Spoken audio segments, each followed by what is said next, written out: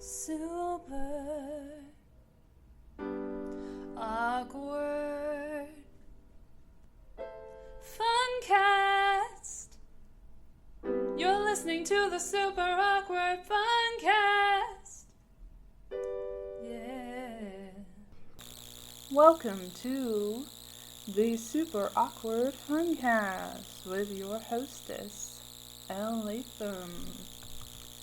So, I did a show last night with my crew at the Political Matrix. It is on our channel. I will link it below. It will show a few previews of what I'm going to discuss today because YouTube censorship is at an all-time high. And the shit I want to talk about, they don't want me to talk about there. So I will tell you here.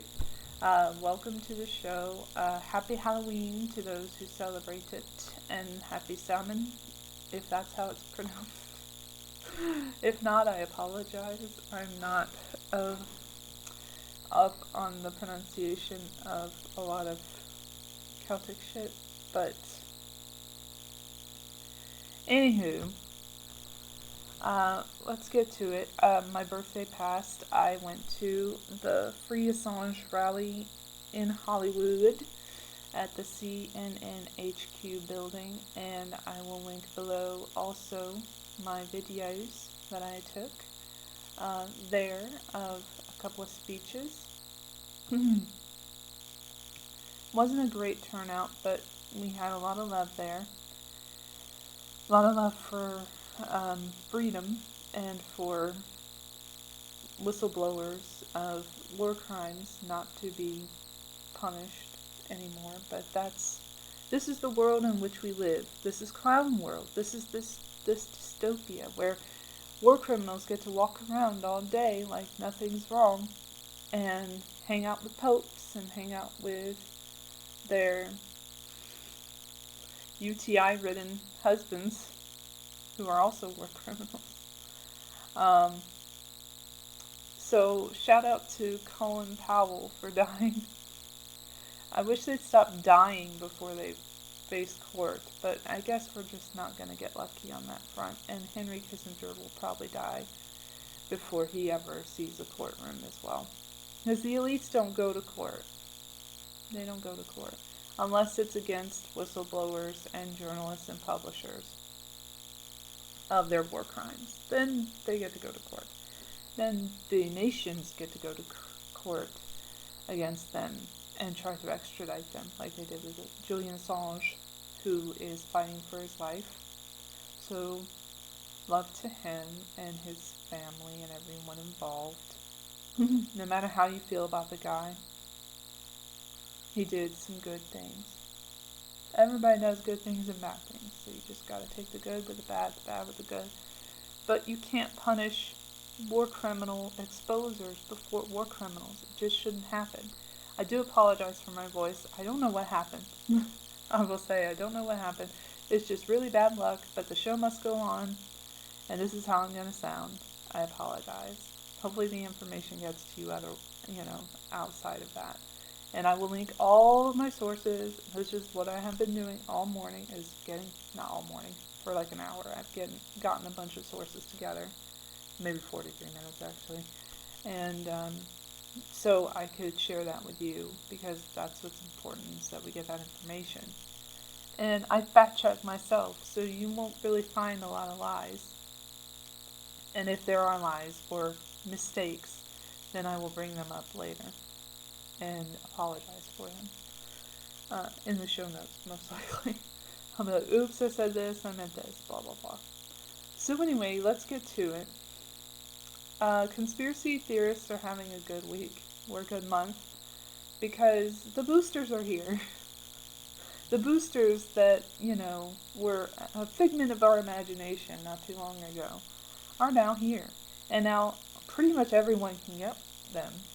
After a little while, after the FDA was fumbling around with maybe not letting everybody get boosters. Now everybody can pretty much fucking get them at this point. They've already gone that far. And even farther than that, because now just as I suspected long ago, we are going to be fumbling with the definition of fully vaccinated, which I warned people. I was like, everybody's going to be not vaccinated. You know, you're not, and no one's going to be fully vaccinated pretty soon. And that's exactly true, because now you're going to have to get a third in your primary, well, you have your primary series, and then you have a third, hopeful booster. And then after that, if you really get your immune system fucked up, you can get a fourth one, and that's recommended, according to this article from Business Insider, which I'll get to in a moment. But first, we got to hear it from the horse's mouth what's going on with this fully vaccinated definition. Because somebody asked CDC Director Rochelle Walensky, that at the COVID-19 response briefing a week ago. And she responded. And this is how she responded. And I'll be playing some clips today just to keep you a little bit entertained and not hearing my voice too much. Here we go. Last question. Thanks as always for doing this. Maybe for Dr. Fauci, I was hoping, is there any research regarding a booster doses ability to slow a person's ability to transmit the virus, or any effect on transmission between vaccinated and boosted individuals? And then maybe for Dr. Walensky and Jeff, is the administration rethinking the definition of what it means to be fully vaccinated now that these boosters are recommended? Should people who are eligible for a booster now get one by a certain time frame to maintain their fully vaccinated status? Dr. Fauci. Yeah, thanks for that question.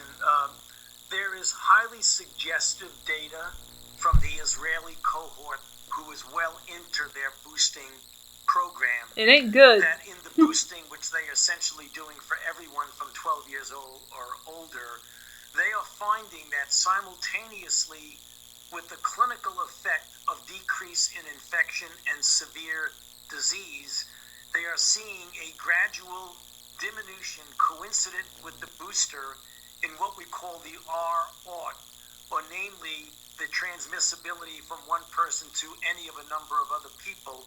It has gone down from 1.33 to 1.11 to now 0.985. So although that's not definitive, it does strongly suggest that there is an impact on transmissibility, but further studies would have to confirm that. Dr. Walensky. Maybe they should have before it was rolled out. Yeah, it's a really great question. Right now we don't have booster eligibility for all people currently, so we are going to, we have not yet changed the definition of fully vaccinated. We will continue to look at this. We may need to update our definition of fully vaccinated in the future, but right now what I would say is if you're eligible for a booster, go ahead and get your booster, and we will continue to follow. And so, then there's an article, and I'll link it below, talking about this and how it would affect the Bay Area, because San Francisco Chronicle is always talking about this vaccine mess and, talking it up in their little articles and everything, and the vaccine mandates are crazy in San Francisco, so y'all can read that later. In other news, I'm trying to go in order so I can make it easier for myself to link the articles. In other bad news, we're going to lead with bad news. I don't know if we're going to get to good news, but I'll try. The bad news is that not only are the boosters available now, they are targeting children, like they have been for a few months. They've been talking about how the infection rates are going up and everything in these schools and stuff. And, they don't explain that, hardly anyone is getting really sick. That's not important to them, to the narrative and the press. So, basically, what happened is the FDA had another little meeting the day before my birthday, ruining everything, and suggested that 5 to 11-year-old children get the shot. Get the vaccine from Pfizer, Comirnaty, which isn't even available, ironically, but the same formulation as the EUA one, so it would be under the EUA, the emergency use authorization of the Pfizer BioNTech vaccine. And there was a very startling admission near the end, and I'll see if I can find it. I have not actually located it yet. Oh, there's a 27-minute version. Interesting. From the 29th. I don't know if that's helpful. Oh, it's with that fucking woodcock chick. Anyway, I think I can find this. It's in an 8-hour meeting, so it's near the end. It was a very long video. I did not watch all of it because I don't have time for that shit. Nor do I have the patience. So let me see if I can find that part, because I see it all over the place. People keep playing it. We want to play it with the utmost context. Or we could just see what happens in this little bit. It might be here.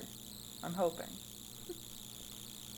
How we went about dose ranging. This is the Pfizer guy. Are included in your briefing document. But you see here represented what we were looking at when we made the decision in phase 1. They have shit audio. With the 10 microgram dose. And that was based on coupling this information where you can see on the left-hand side 10 microgram neutralizing antibody responses as well as 20 micrograms versus what was seen in the 16 to 25-year-olds, which was ultimately, of course, going to be the comparison group for the non-inferiority trial. And it was in this circumstance where we saw the 10 micrograms already was associated with a significant reduction potentially in reactions in the setting where it was already looking like it was going to exceed responses in 16 to 25-year-olds. Now, mind you, take note of what's on the x-axis. This was 7 days post-dose 2, and we know that's the peak after 2 doses, and then there's a decline within the first month. So we reckon that there would be some decline. We reckon we already had a good safety profile and that we would meet non-inferiority. And as it turns out, we did. So that's probably the best evidence that we chose the optimum dose, because we're at a geometric mean ratio of 1.04 with a post-hoc criteria from the FDA to try to meet that number, with reactions that are below those for fever and chills and a number of symptoms compared to 1625. So we think we have optimized the immune response and minimized reactions. Okay, let's skip to, I think I found the part with Eric Rubin. Dr. Eric Rubin. He's in here. Where was he? I just saw his fucking face. Apologies for this moment. Oh, here it is. Dang it. Where the fuck is he? That's the voting question. It was during the Q&A. I remember. So many motherfuckers in this thing. And we'll talk about how they have conflict of interest next. Courtesy of reporting by both Spiro, y'all know him if you know the Truth Seeker world, and Free Thought Project. Hold on a second. Let me turn it down because I don't even know if this is the right part. Hold on. Because there's a dude in the middle. Let me find it. I got this. This is fine. They keep coming in and out, so there'll be people all over the screen. You'll just have to wait with me here. Okay, it must be in the beginning. See, I should do more research here. Here we go. I think this is around where it happens. Here we go. Maybe this is there. Kids, their exercise tests can be normal, their whole hormone is normal, everything else can be normal, and all we have is this little, signal that you see in the MRI that's there, that comparing to prior MRIs isn't as impressive. So what do we make of all that? And I think that's an area still, ripe for investigation. In terms of progressing and progression, I will say, it's hard. I hesitate a little bit to compare everything and say what those are, because I really think of these diseases as being named as maybe different kind of entities. Could their audio be worse? Honestly. Some of the data I showed there for you think YouTube was trying to censor them or something? Mortality. How bad their audio is. Acute myocarditis. This is them talking about myocarditis. They talk about it a lot during this. You see that with others, probably. during the Q&A, during the outcomes, the beginning as well with the public comment section. To see how well these MRIs have looked in the kids after MISD.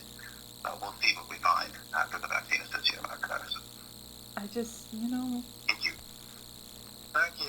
just give it to the kids, see what happens, right?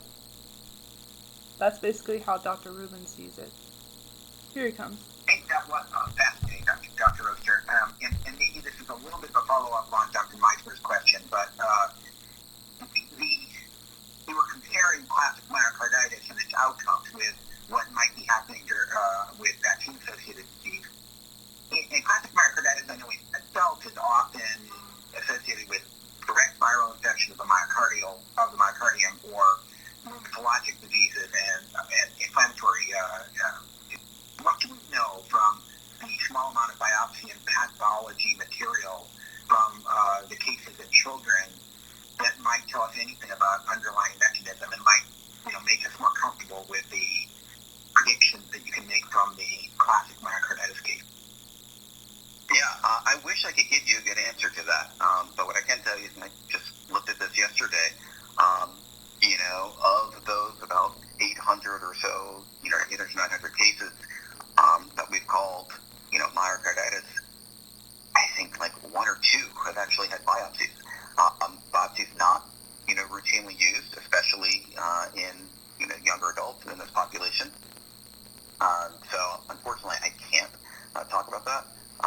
A number of the adults at least went to CAP to rule out a myocardial infarction, but didn't necessarily grab a biopsy, or at least if they did, it wasn't reported to CDC. So I think we don't know yet, but it'll be fascinating to learn more about it. Fascinating. Thank you. Dr. Carilla. Thank you, Arnold. That wasn't the part that that's raising eyebrows, though. Let me try to find the part that's raising eyebrows. Let's get that motherfucker Rubin back in.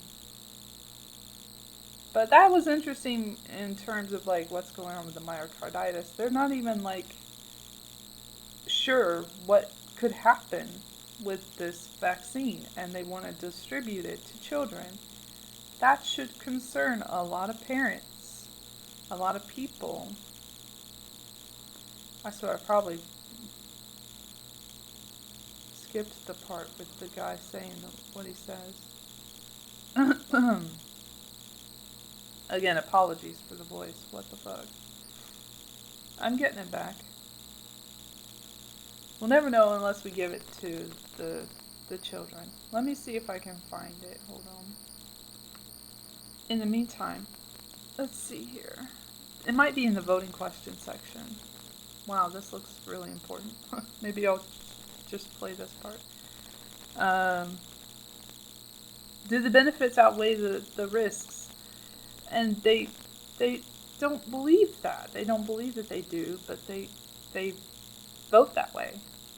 At the end of the day, the way this process has been set up is that it's this body's decision to make sure that the data support the safety and effectiveness, and that the Advisory Committee on Immunization Practices then discusses the deployment of the vaccine. I would suggest that we take a vote on the question as it's written, and then if the vote fails, then we can tailor the vote to a subpopulation at that point. You feel okay? Let's move on to, since you mentioned ACIP, let's move on to Dr. Cohen. Hi.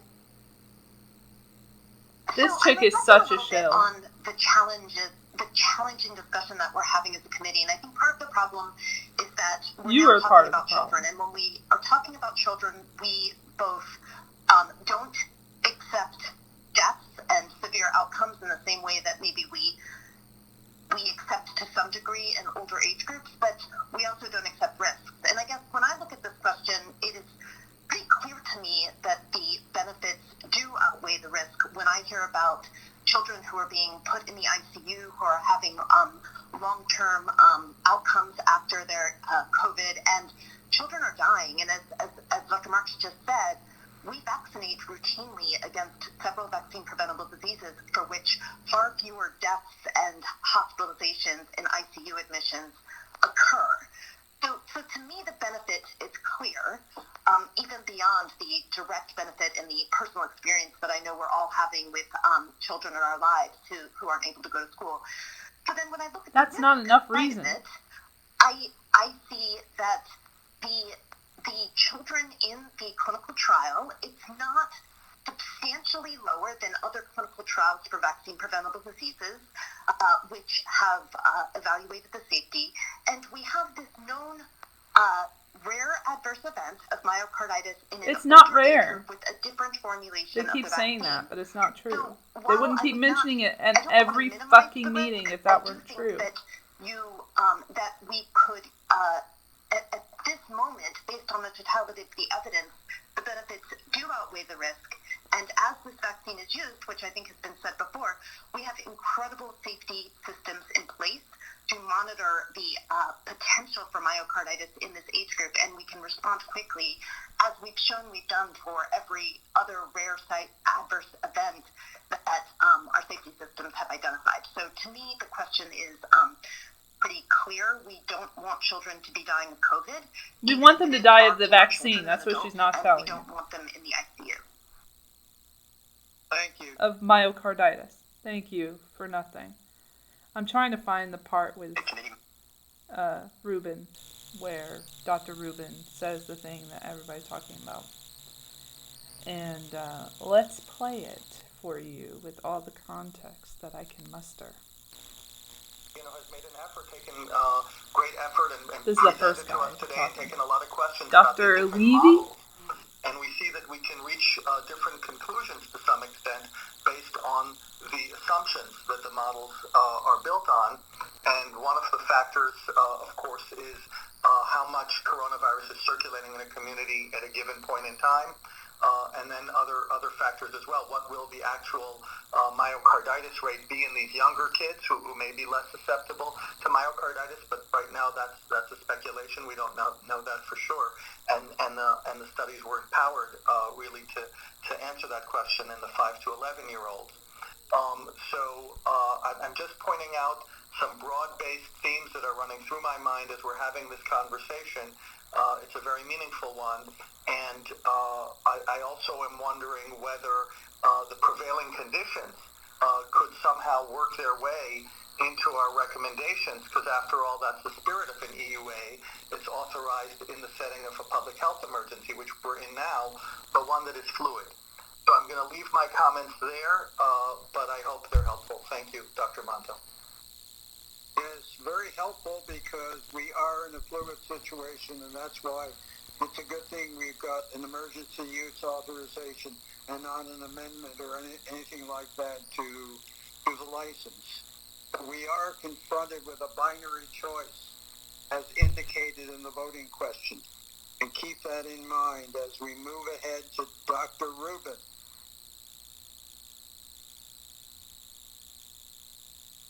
Thanks, Dr. Monto. This is a much tougher one, I think, than we had expected coming into it. The data show that the vaccine works and it's pretty safe, at least by immunobridging, and even by some clinical data, some early clinical data. And yet, we're worried about all of these. We're worried about a side effect that we can't measure yet, but it's probably real. And we see a benefit that isn't the same as it is in older age groups.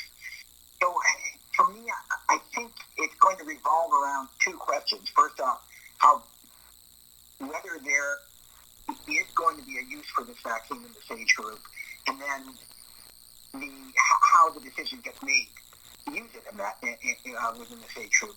And I think what sways me here is that it's a very sort of personal choice. If I had a child who was a transplant recipient, I would really want to be able to use a vaccine like this. And there are certainly kids who probably should be vaccinated. the question of how broad we use it, though, I think is a substantial one. And I know it's not our question, but I know we're kind of punting that to ACIP. But I do think that it's a relatively close call, and as Dr. Levy just said, Dr. Gan said, it really is going to be a question of what the prevailing conditions are. But we're never going to learn about how safe the vaccine is unless we start giving it. That's just the way it goes. That's how we found out about rare complications of other vaccines, like the rotavirus vaccine. And I do think that we are going to, I do think we should vote to approve it. That's Dr. Rubin. Thank you, Dr. Hildreth. We're not listening to the rest.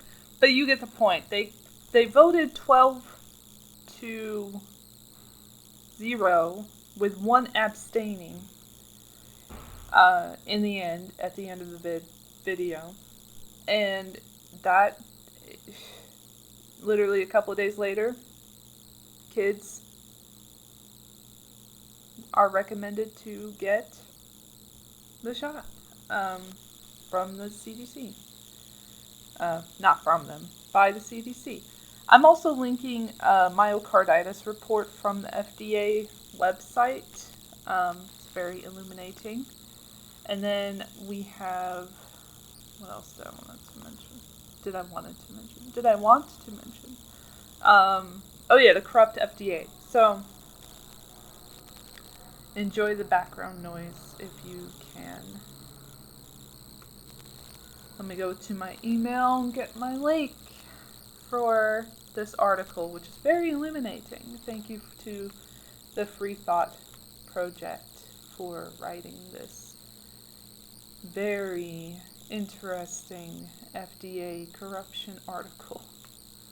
So we're going to look at that now. So it's all about the conflicts of interest that they have, which they're not supposed to, but that doesn't matter. Since when does that not matter? Since when does that matter at all? Okay, so the name of the article, and it's linked below, is the FDA committee members. It's FDA committee members reviewing Pfizer vaccine for children. Have worked for Pfizer, have big Pfizer connections. So I shall read some of it here with the evidence.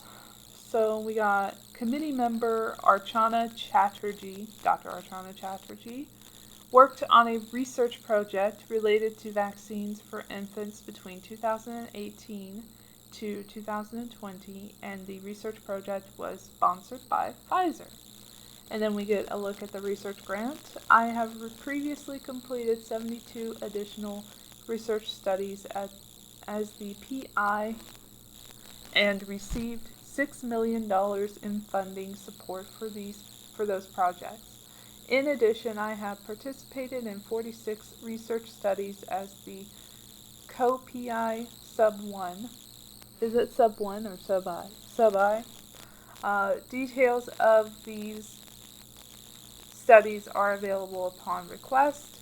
Principal investigator, recent research projects, grants. Date 2018 to 2019. Sponsor, Department of Health and Human Services, Administration for Community Living, AOD Excellence in Developmental Disabilities, University Centers. Funding $1,117,000. South Dakota UCEDD. Date 2018 to 2020. Sponsor Pfizer. A phase 2 randomized open-label trial to evaluate the safety and immunogenicity of a multivalent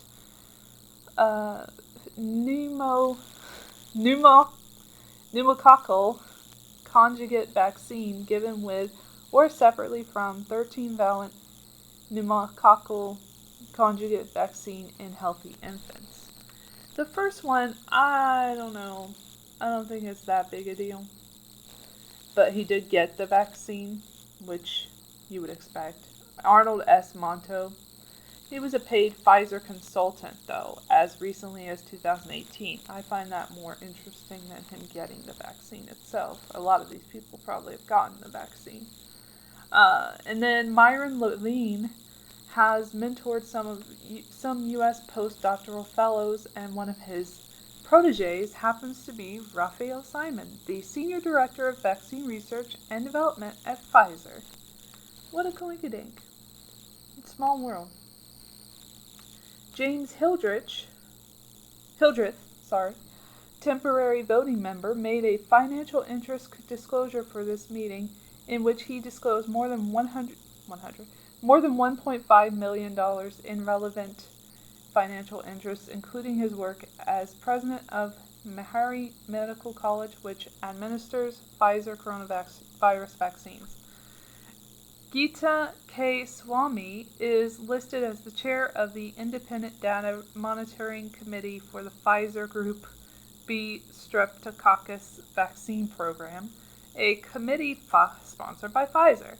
Duke University states that Dr. Swamy serves as a co-investigator for the Pfizer COVID-19 vaccine trial. How fun! Greg Sylvester previously served as a vice president for Pfizer Vaccines, where he launched Pfizer vaccines, including one for children. Career highlights, it has here, head of medical affairs for Seqirus, a CSL company, and launched Pfizer's pediatric and adult pneumococcal conjugate vaccine, as well as meningococcal B vaccine in the USA. Oh, he also launched Merck's HPV-4 vaccine in over 100 countries. Presented to numerous national immunization technical advisory groups, public health, and medical societies. Interessante. And then it says Pfizer Vaccines, Collegeville, Pennsylvania. Vice President, Medical and Scientific Affairs, Americas, from 2013 to 2016. So that happened, and then Global Head of Medical Affairs for Pediatric Vaccines, 2010 to 2013. Global Medical Lead for Pfizer's Pediatric Vaccine, Prevnar 13. And then among the meeting's temporary voting members, Ofer Levy, which we heard a little from him before. Boston Children's Hospital is for the Pfizer vaccine for children. Eric Rubin is pro-vaccine for children. Jay Portnoy supports authorizing coronavirus vaccines for kids. And Melinda Wharton complained over the summer about how orders for the CDC's Vaccines for Children program dropped. FDA News stated last December, FDA advisory committee members in the past have frequently been the target of heavy politicking by industry representatives of whatever drug they were considering for a recommendation at in-person meetings. That process has been somewhat altered by the fact that during COVID-19, meetings are being held virtually, but it's likely that behind-the-scenes pressuring still goes on. The industry defends the attempts to influence committee members as simply efforts to best present their case. So that's the article. Pretty much I read all of it, and I'll include it below. So moving on, there are some resistors, which I wanted to point out. So you guys might have heard about Kyrie Irving. I don't know if I talked a lot about him. I can't remember the last podcast if he was relevant yet in that regard. But I did talk about him on the broadcast, on the Political Matrix, and I expressed my views on him. Well, now Floyd Mayweather has come out in support of him. I don't know much about Floyd Mayweather, but, I know that he is very popular. People like him. So it was interesting hearing his point of view on the choice of, getting vaccinated or not getting vaccinated. So here's his little video on Twitter, and I'll link it as well. Here we go. We had a chance to hang out in 2016 when you represented America, when you represented the red, white, and blue. You only want to be treated fair. I was going to post something on one of my social media pages, but I decided to do it the old school way and read it out to you because you're a great person, great father, great athlete. This was to Kyrie. And you believe what you believe. America is the land of the free. Freedom of speech, freedom of religion, and supposedly freedom to choose. Never be controlled by money. I respect you for having some integrity and being your own man. A free mind makes his own choices. An enslaved mind follows the crowd. Stand for something or fall for anything. One man can lead a revolution to stand up and fight for what's right. One choice, one word, one action can change the world. It's crazy how people hate you for being a leader. I hope your actions encourage many others to stand up and say enough is enough. Respect to you, Kyrie, and power to the people. So that's cool to see. And then we have the whole news story about Ice Cube, which I previewed a little bit on the show last night. And it turns out he walked away from $9 million on a film called Oh Hell No, which I just love that it's called that, with Jack Black, who we'll get to in a second because he's not out of my frame. So let's hear a little bit more about that situation. I do have a little video.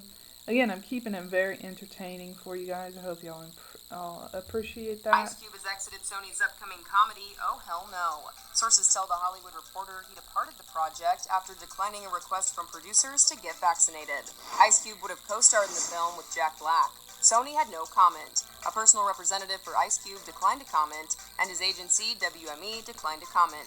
Oh Hell No is being produced by Matt Tolmack and Black, who both did not offer a comment. Ice Cube and Black partnered on the project in June, and the film was looking to shoot this winter in Hawaii. Producers on Oh Hell No made the request that cast on the project would need to be vaccinated. The film is pushing back its production start. Black injured himself in June while filming a gag for an episode of Conan, but is still attached to the project.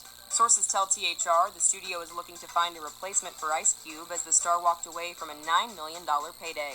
Vaccination among cast and crew in Hollywood has become an issue on multiple projects. An agreement between guilds and studios unveiled in July states producers will have the option, quote, to implement mandatory vaccination policies for cast and crew in We talked about that before. Where cast and crew work in close proximity. That's why I'm on a production-by-production done basis. with SAG. For more on this story and the latest updates, go to thr.com.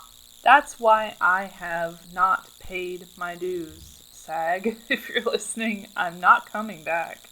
I'm not paying my dues ever because I don't pay to be treated like, trash, So, so shout out to Ice Cube. I don't believe I don't like everything he says or whatever, but, I don't have to agree with everything someone says or is about.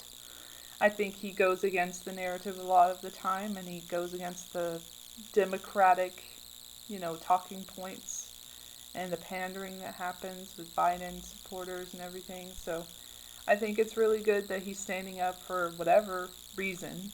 We don't know exactly why. I'm just glad that he's bringing attention to this really fucked up policy. It's really good to see. In other news, they got this on the corner of my screen about Alec Baldwin. So I guess we got to get to Alec Baldwin, since I'm sure you guys all want to know how that worked out. So I'll read the definitive timeline according to Telegraph.uk. But first, I did want to mention the fraud Fauci experiments and everything with animals in Tunisia. Just real quick. I'm probably not going to link anything below, because I don't think it's necessary. I think you've already heard this story before, but, I just wanted to mention that I have a major issue with the way drugs are created and, the animal testing that goes on. That's why I don't do drugs, like conventional drugs. I don't do them because of the animal testing. I am severely vegan, and I really care about animal welfare. And I do not participate, and I will not go the way of the vegan society and just put my principles aside and be like, oh, well, fuck those mice, fuck those ferrets with the mRNA technology. I'll go ahead and get this vaccine that has 6 months of studies before it was put to market and approved by the FDA. So, and is not even available still. Why? But anyway, because how do you have vaccine mandates? You have an approved product, allegedly. Approved by the corrupt FDA, as we've said. But it's not available in the U.S. Oops. are bad, right? That's not a whole conspiracy at all, I'm sure.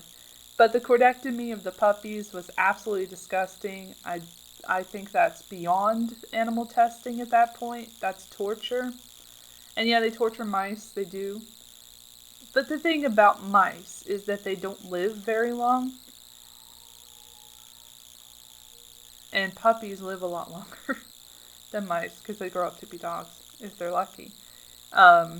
And then there's also, I mentioned on the stream, the political matrix, I mentioned the acoustic kitty thing from the CIA, which was really fucked up because they were doing surgery on cats to get information and make them little spies and put little microphones in their, and antennas in their skin and stuff. It was really fucked up. So a lot of shit goes on with animals that it's best not even to hear about, but I do appreciate the cosmetics industry getting their shit together and kind of realizing that was a bad move to test products on animals. So hopefully this will change a lot of people's minds about that, because I'm sure the people who care about the puppies also care about the mice, and also care about the monkeys and stuff that, pigs, the chimeras or whatever that are being created right now. And the monstrosities that are being created, like, in the lab as we speak. Like, hopefully they care about that as well, and they'll speak up against that, and it won't just be because of Fauci, because this is not a Fauci-specific thing. It's an NIH thing. They've tested on children, as we've gone over in the past, and, Latino and black babies, mostly, just oddly enough. But that's because that's who was affected, and they had to get the vaccine.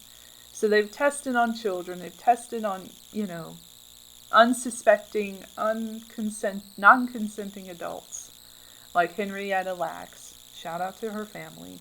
I hope the lawsuit goes well. And, it's just, the whole thing is very sad. The science is fucked up. Like, you can't just say, trust the science, because the science can fuck you up, can be incorrect, can be manipulated, can be corrupted.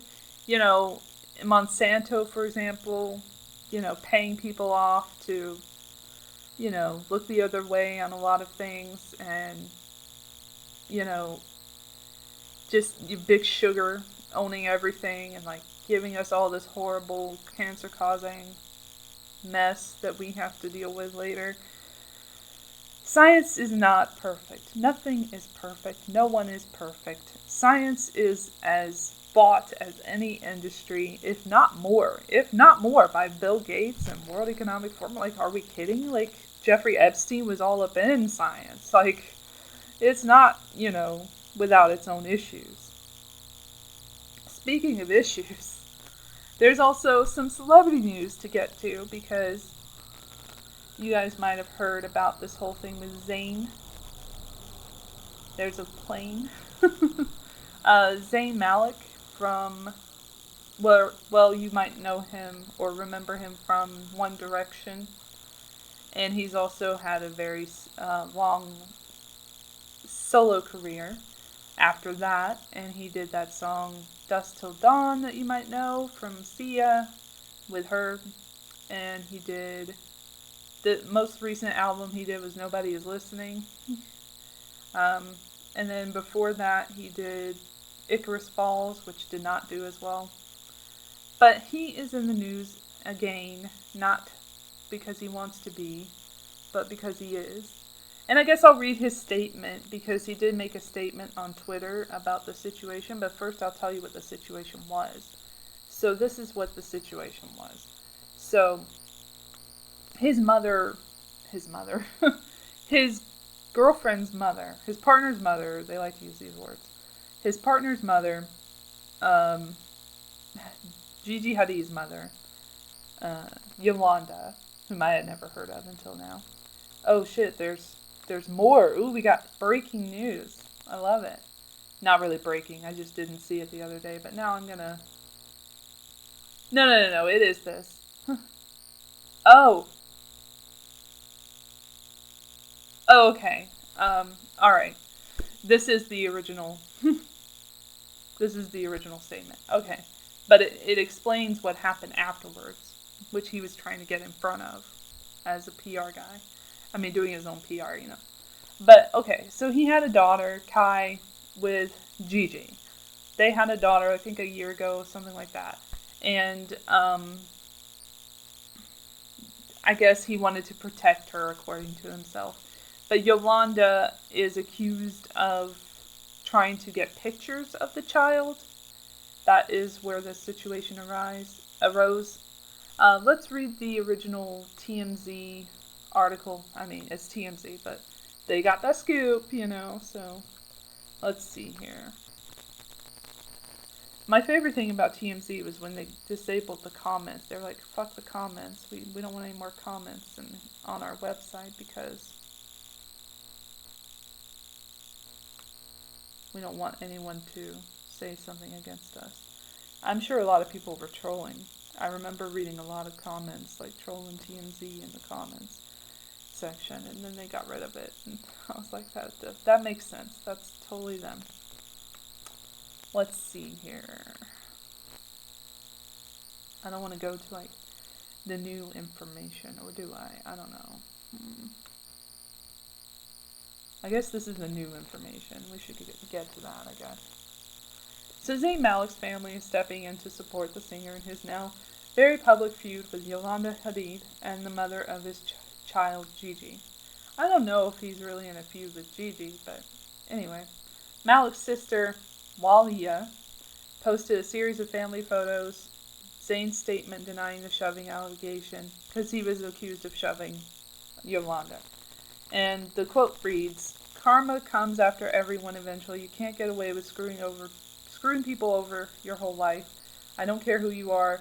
What goes around comes around. That's how it works. Sooner or later, the universe will serve you the revenge that you deserve." Okay, she didn't mince words there. While Walia doesn't say it specifically, it's easy to connect the dots and assume she's targeting the Hadids. Yeah, if you're a paparazzo, it's easy to do that. This is a quote from Jessica Brody, who I've never heard of, but okay. Okay, so TMZ broke the story. Zayn pled no contest Wednesday to harassing Gigi, Yolanda, and a security guard. Legal docs claim he shoved Yolanda into a dresser during a nuclear argument at Zayn and Gigi's home in Pennsylvania. The docs say Zayn called Yolanda a fucking Dutch slut and ordered her to stay away from my fucking daughter during the argument. Zayn has not commented on the name-calling allegations from the docs, but told us Thursday, "I adamantly deny striking Yolanda Hadid, and for the sake of my daughter, I decline to give any further details, and I hope that Yolanda will reconsider her false allegations and move towards healing these family issues in private." So let's go to Zayn's little tweet here with the Notes app. And it says, "As you all know, I am a private person." I wanted to do his accent, but I couldn't do it justice, so I stopped. I think you noticed. "And I very much want to create a safe and private space for my daughter to grow up in. A place where private family matters aren't thrown on the world stage for all to poke and pick apart. In an effort to protect that space for her, I agreed to not contest claims arising from an argument I had with a family member of my partner's who entered our home while my partner was away several weeks ago. This was and still should be a private matter, but it seems for now there is a divisiveness, and despite my efforts to restore us to a peaceful family environment that will allow for me to co-parent my daughter in a manner in which she deserves, this has been leaked to the press. I am hopeful, though, for healing for all involved with the harsh words shared, and more importantly, I remain vigilant to protect Kai and give her the privacy she deserves." So that's what happened. I guess let's get back to the pleading no contest. So there's the USA Today article out, and I'll read that one, because fuck TMZ. And this is from yesterday. Zayn Malik pleaded no contest Wednesday to charges that he harassed his girlfriend, supermodel Gigi Hadid, and her mother, Yolanda Hadid, during an allegedly violent argument at the family's home in Pennsylvania, according to court documents. Police charged Malik, 28, with 4 counts of harassment stemming from a September 29th incident at the couple's Pennsylvania home. Malik allegedly grabbed and shoved Yolanda Hadid into a dresser, causing mental anguish and physical pain, according to the documents. He also communicated lewd, lascivious, threatening, or obscene words towards both Gigi, 26, and Yolanda Hadid, 57, telling the latter to stay away from my fucking daughter. Malik also told Gigi Hadid to defend your partner against your fucking mother in my house, according to charging documents filed in Bucks County. Malik entered a plea to the 4 counts of harassment Wednesday. The plea means that Malik refused to admit guilt, but accepted the punishment. In a previous statement to TMZ, he said he adamantly denied striking Yolanda Hadid. He is also accused of cursing at another individual at the scene, listed on the report as John McMahon. Police records state Malik also tried to physically fight McMahon. But nobody's going to care about that. I'm just saying. The British singer is currently on probation for 360 days and is ordered to complete an anger management class and a domestic violence supervision program, should he qualify. Malik is also not to have any communication with Yolanda Hadid or McMahon, according to the documents. Probation could be lifted in 6 months if he satisfies the conditions, according to documents. Malik confirmed on Twitter Thursday that he was involved in an argument with a family member of my partners. Malik and Hadid share a 1-year-old daughter, Kai. And then it says what he said. And then in a statement to People and E! News, the supermodel's rep said, Gigi is solely focused on the best for Kai. She asks for privacy during this time. USA Today reached out to Hadid and Malik's reps for comment. Gigi Hadid details home birth. Oh, that's stupid. Never mind. Way to detract from this situation, I guess. And then it says more about his Twitter statement, and then he said he decided to speak out after private family matters were thrown on the world stage for all to poke and pick apart. And then he didn't provide any more details about the argument. They welcomed their daughter in September 2020, blah, blah, blah. They're broken up by now, by the way. They don't say that here, but they definitely broke up again. This is the second time they've broken up in the press. Or, not specifically, they haven't made a statement about it, but they're allegedly not together. And I think that's pretty obvious. But anyway, that's what happened there. Looking at the situation altogether, it just makes me wonder if it were her dad that he got into an argument with, would this have even gone to court? Would it? Like, what is the deal with abuse being okay between men and not okay between a man and a woman? If feminism is real, you know what I'm saying? Like, if equality is what we're trying to reach, then shouldn't we say that it's not okay for him to hit a man either? Should that be part of the story? Should we have known about this John McMahon part before now? Like, I didn't even know until I read this article that there was the security guy was involved. But, you know, I find it very hard to believe, just looking at his demeanor, and I've seen a lot of his interviews, and I've seen a lot of his interactions with other people. Just viewing that as evidence, I find it very hard to believe that he was able to have an aggressive conflict with anyone. He just doesn't seem the type that would have an aggressive conflict with anyone, let alone a woman. Now, even the man, I don't think he could take that guy. I mean, he's well built, but he's not that well built that he could take on a security guy. So I don't know what all is true about this situation. If it just got really out of hand, if it was just like him shoving people barely, and then that became a whole allegation of assault or harassment in this case, which is all they can probably call it. I've been actually hurt before by someone who was a dude. And I'm not going to talk about it too much, but a family member. And I don't remember, and I couldn't even charge this dude with anything. So, I don't know. I don't know. I think, having been through something like that myself, I look at it differently than other people. And I also really don't like how the mother seems to be painting it as something.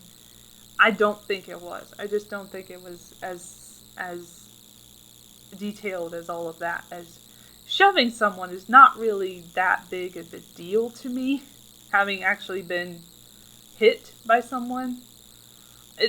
I wish I was just shoved a few times during my abusive adventures in my childhood.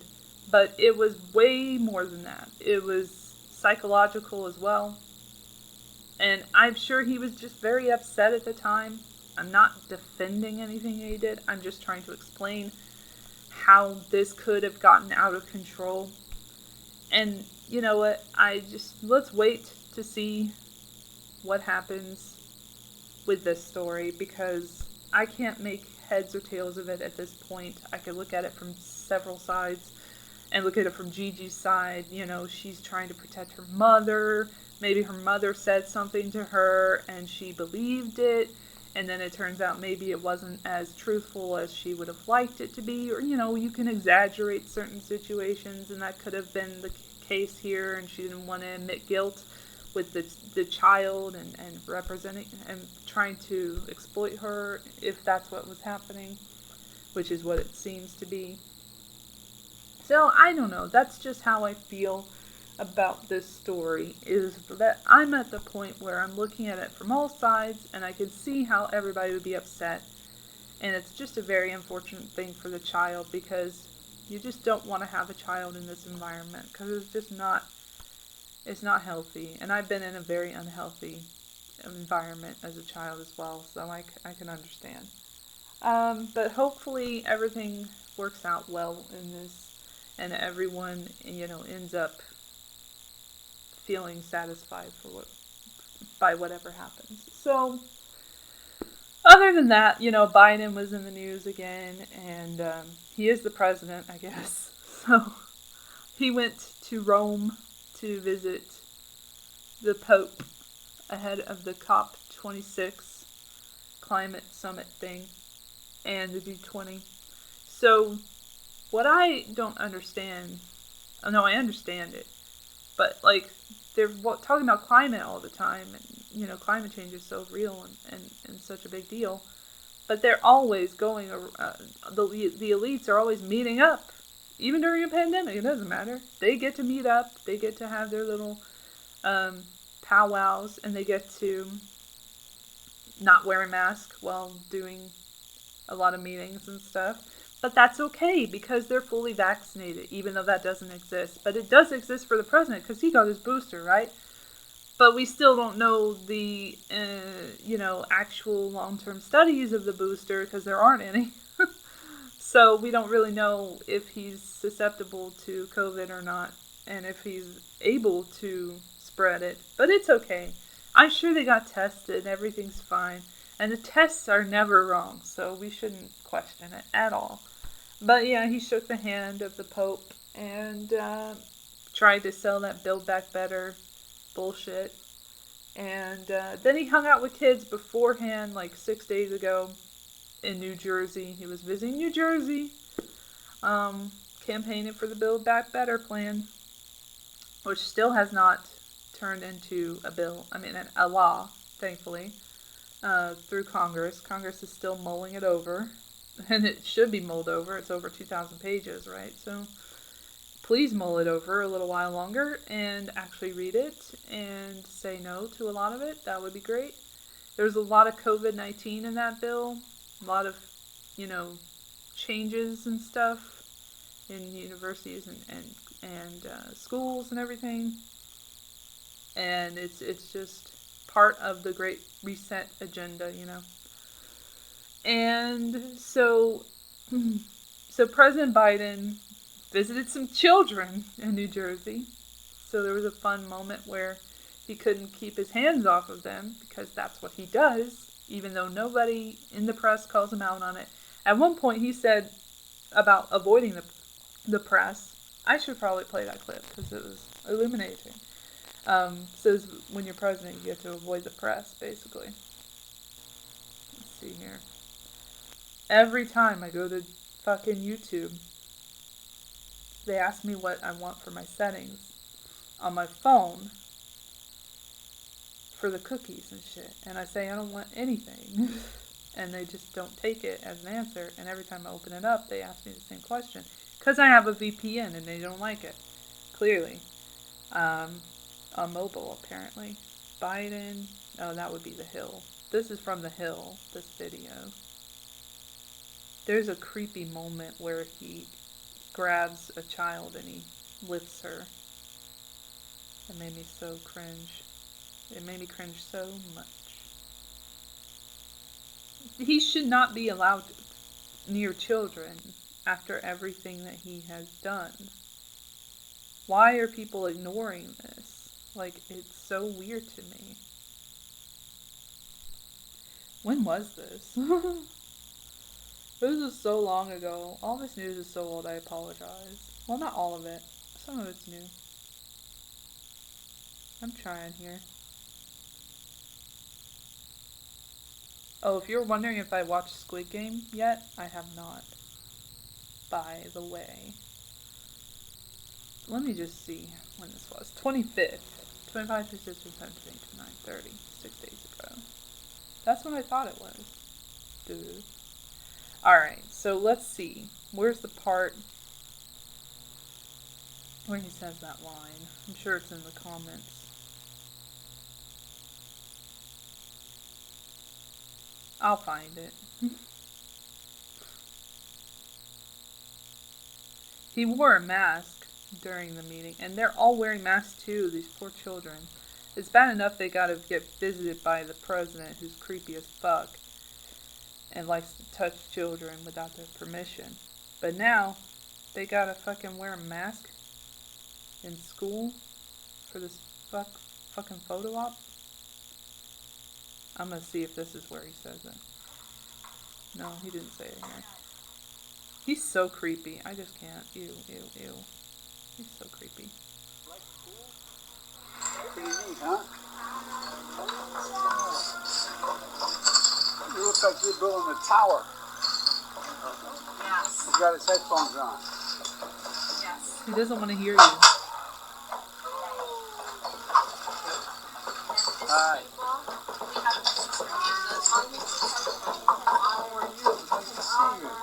It's when they start asking him a question. Let me see if I can find that part. Maybe if I put the captions on, even if they're not right. Maybe that'll work. Nah, hold on.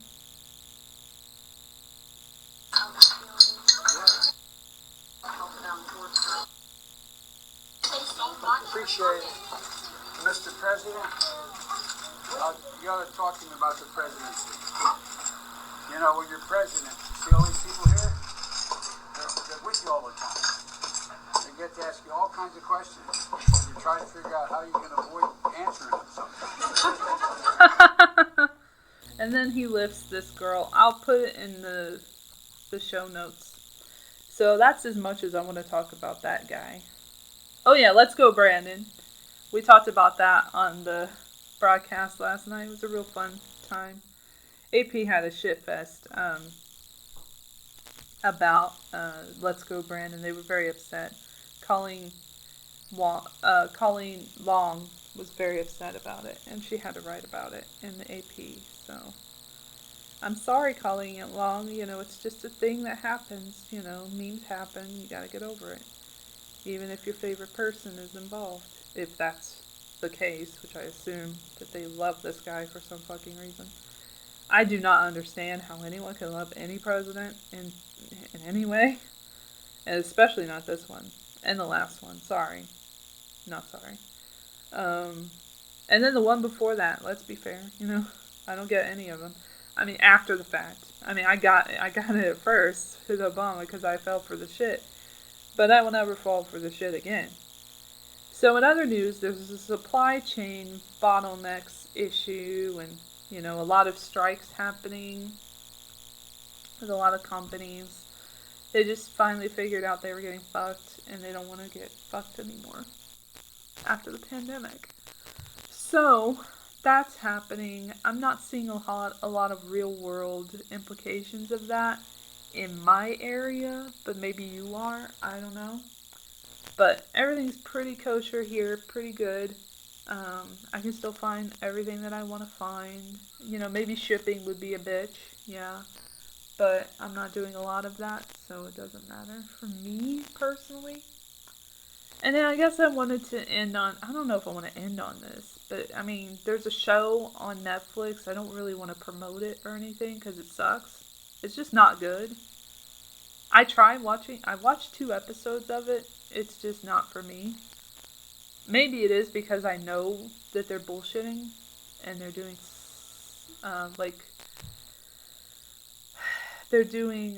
predictive programming on it.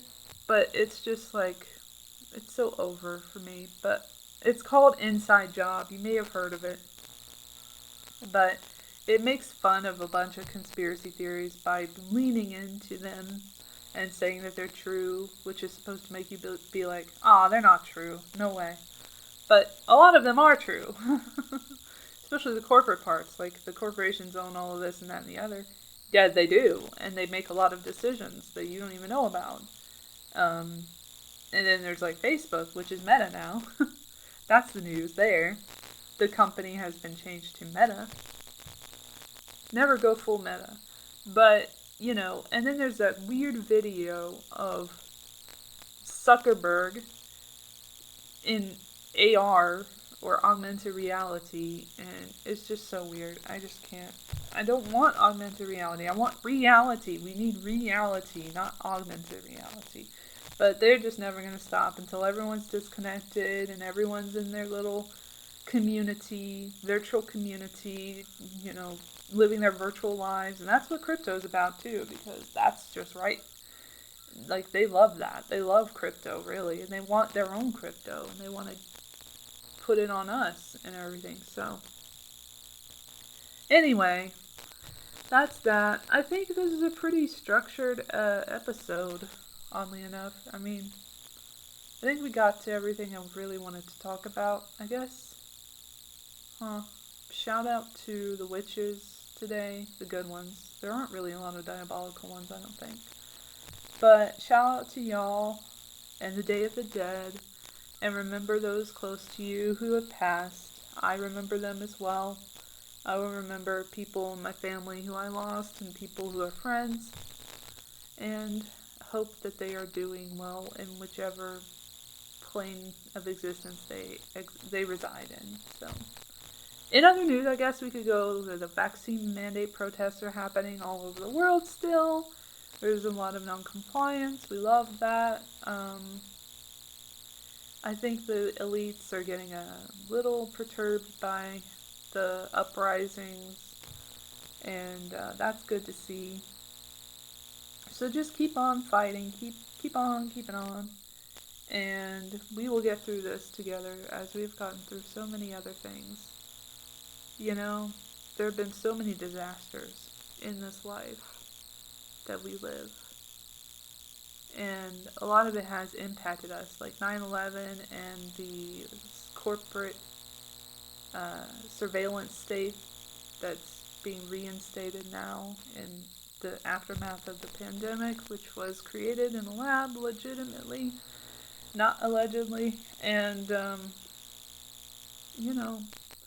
here we are. And nobody gets put in jail for that. It's an oopsie, we did that, my bad. Just a leak, nothing to worry about. It's not like they planned it in advance at all. No, that didn't happen. And Utopia is just a figment of my imagination. That show never existed. Hey, let's do a little bit of a walk down memory lane with that show. because I would like to play that clip that I love so much from that show, that I love to show. So let's play the clip from Utopia. I don't know how I can say it. No, 2020. There we go.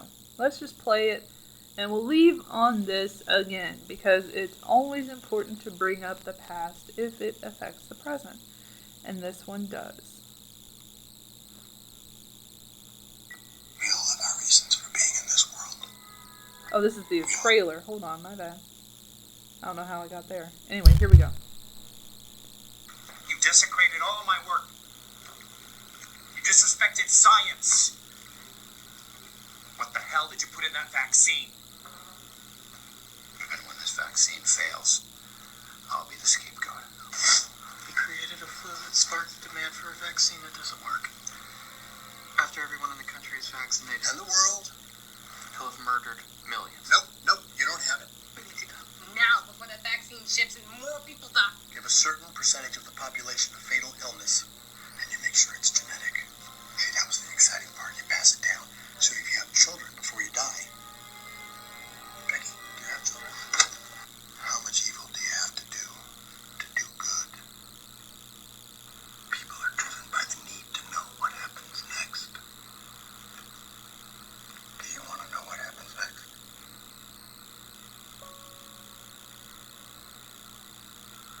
Your father created a world-changing, not world-ending, a world-changing, world-improving omnivirus. And we have taken that virus and embedded it in the vaccine of this George flu. I knew it. I knew it. You created a panic, and now everybody's begging for the vaccine. No. Demanding it. With all the entitlement of a first world country. Yes. And now we have exactly what we want. Hundreds of millions of Americans lining up, offering us their arms, and letting us give them our creation. I'm pretty sure when every vaccinated person starts dying, they'll trace it back to undetectable virus or not. You've all been very busy. You're all very sharp. Are you sure none of you would like to come and work for me? No? Better than dying a terrible, violent death. Then understand this. What we are doing is far bigger than death. Wait, this virus is not deadly. It looks pretty damn deadly. Tell me this. What have you done today to earn your place in this crowded world? Exactly. Everything I do is a cure for our current situation. And how's it a cure? You're killing people. I told you it does not kill. That was the amazing epiphany we had. We didn't have to kill to accomplish our goal. What?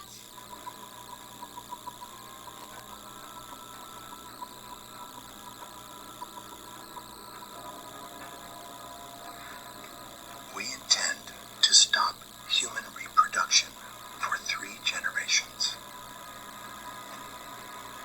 The busy, endless global assembly line of babies will grind to a halt. You're sterilizing people? In the first 5 years, we'll start to see major birth rate declines as teenagers vaccinated today hit their childbearing years. You're controlling the future of human civilization. Is that what they're calling it? It's a very nice euphemism for a species that has replicated like a contagion across the planet, killing all other species in its wake, except things that are cute like puppies or koalas, pandas. Never in history has there been a creature begging for extinction more than a fucking panda. Except us. You hate people that much? On the contrary, I love people. Why would doing what our government or citizenry is too spoiled or self-indulgent to do? We are saving ourselves from ourselves. Halting overpopulation. 100 years ago, the global population was 1.7 billion. 2011, it reached 7 billion. People live too long, die less often, fuck too much, shit out babies like. In 2050, they say it's going to plateau. We'll blow past 11 billion and then slowly begin to decline. But by then, it's amazing acting for me. Bears any resemblance to a world we actually want to live in. This planet. I love this planet. So I decided to take care of the problem. By injecting your virus into the veins of every human on it? Global warming, mass extinctions, food, water shortages. All these problems can be boiled down to one thing. Overpopulation. It's not as simple as that. But it is. At 1.7 billion, we can be as decadent, self-indulgent, and shitty as we want. At 10 billion, we have to live strategically. We have to live modestly. We have to live selflessly. And as you know, we're not that good at it. And you're beta testing it on Americans since we're the worst. If we don't do something now, right now, in a decade, our world will experience extraordinary privations. A war of all against all. Water. We'll go to war over water, and the people who will die first are the ones without power and money. By then, we'll be fighting over a world that really isn't worth fighting for. You can't just decide people won't have babies because... I can and I did. What about what this does to people, society? Salvation. We can form a new society. Home. The grand social experiment. So, belated happy birthday to Bill Gates. You got what you wanted. And children, watch out. Parents, don't be stupid. We love informed consent. Please give us more of that in society and less coercion. That's my plea. Thank you for listening, and subscribe, I guess, and, leave a comment or whatever, and check out the Political Matrix every Saturday night around 8:30 or so. Keep on living.